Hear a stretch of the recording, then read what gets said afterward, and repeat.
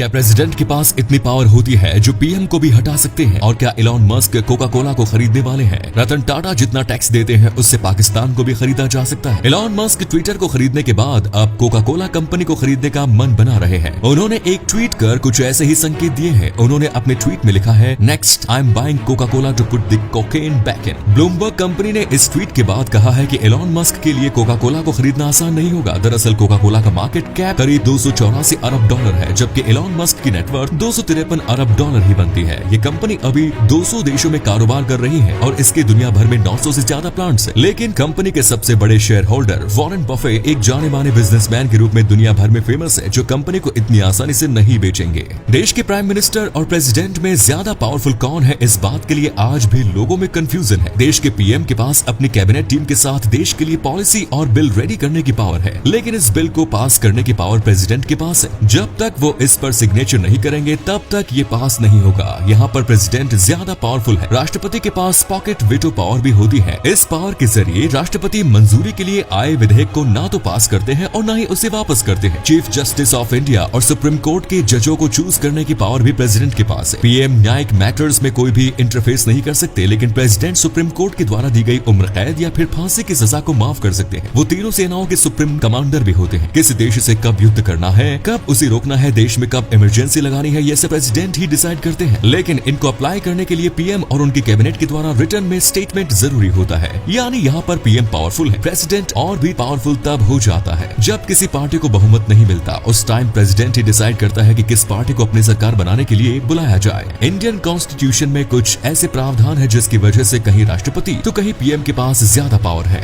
रतन टाटा इतना टैक्स भरते हैं कि वो इंडिया की जीडीपी का लगभग 4% है और इतने सारे पैसे से पाकिस्तान को भी खरीदा जा सकता है। 150 साल पुराने टाटा ग्रुप ने इस समय 150 से ज्यादा कंपनियों को ऑन किया हुआ है। मतलब जितना बड़ा बिजनेस उतनी ज्यादा इनकम। इंडिया के 4 राज्यों असम, हिमाचल प्रदेश, गोवा और उड़ीसा मिलकर जितना टैक्स एक साथ देते हैं उतना तो रतन टाटा अकेले ही भर देते हैं। रतन टाटा इंडियन गवर्नमेंट को हर साल लगभग 50,000 करोड़ रुपयों का टैक्स भरते हैं। बुर्ज खलीफा के बनने में टाटा कंपनी का बहुत बड़ा हाथ है। आपको बता दें कि बुर्ज खलीफा को बनाने में जो स्टील यूज हुआ है वो टाटा कंपनी का ही है। बुर्ज खलीफा में 4000 मिलियन स्क्वायर का कंपोजिट फ्लोर है, जिसे टाटा स्टील के रिबार की मदद से तैयार किया गया है। इतना ही नहीं, दुबई के तपते रेगिस्तान में बुर्ज खलीफा जैसे इमारत को ठंडा करना भी जरूरी है, जिसमें चारों तरफ से सूरज की रोशनी पड़ती हो। ऐसे में बुर्ज खलीफा को ठंडा रखने के लिए पूरी बिल्डिंग में टाटा की ही एक और कंपनी वोल्टास के एसी लगे हुए हैं। इसमें 13,000 टन का एयर कंडीशन सिस्टम लगाया गया है, जिसकी मदद से बिल्डिंग पूरी तरह से ठंडी रहती है। दुनिया की सबसे ऊंचे स्टेच्यू जो सरदार वल्लभ भाई पटेल की है, इसमें भी टाटा स्टील के स्टील का इस्तेमाल किया गया है। ऐसे ही टाटा कंपनी देश विदेश में भारत का नाम ऊंचा कर रही है। क्यों फ्लिपकार्ट अभी तक प्रॉफिटेबल नहीं हुई? इसका एक कारण है, इस साल फ्लिपकार्ट ने फिर से 2500 करोड़ का लॉस कर दिया। वॉलमार्ट ने फ्लिपकार्ट को खरीदने के बाद उसके फाउंडर्स को कंपनी से निकालने पर मजबूर कर दिया, जिससे कंपनी को बड़ा झटका लगा। कंपनी के लगातार लॉस के पीछे का बड़ा कारण बिग बिलियन डेज है। इस दिन हर प्रोडक्ट के ऊपर भारी डिस्काउंट होता है, जो फ्लिपकार्ट खुद से पे करती है। मार्केट में बने रहने के लिए भी लगातार मार्केटिंग की जरूरत होती है, जिसके लिए हर साल करोड़ों रुपए उसमें बर्बाद हो जाता है। 2013 में अमेज़न के इंडिया में एंट्री के बाद फ्लिपकार्ट के लिए अब और भी मुश्किल हो चुका है प्रॉफिट कमाना। दूसरी कंपनियों को खरीदने में भी काफी खर्चा हुआ है। कंपनी ने प्रॉफिट के चक्कर में एक बाद एक कई ऐप भी लॉन्च की, जो कुछ टाइम बाद ही बंद हो गई। अगर ऐसा ही चलता रहा तो फ्लिपकार्ट जल्द ही बंद हो जाएगी। जेरोमी कर्वियल नाम का ये शख्स इस दुनिया का सबसे गरीब इंसान है। देखने में भले ही ये अमीर लगता हो, लेकिन इसकी असलियत कुछ और ही है। दरअसल ये आदमी एक ट्रेडर था जो फ्रांस के सबसे बड़ी बैंक में से एक सोसाइटी जनरल में काम करता था, लेकिन इसने उसी बैंक के साथ बहुत बड़ा फ्रॉड कर दिया और बाद में जाकर वो फ्रॉड पकड़ा गया, जिस वजह से इसे 8 महीने की जेल हुई और साथ ही बैंक ने $6.7 बिलियन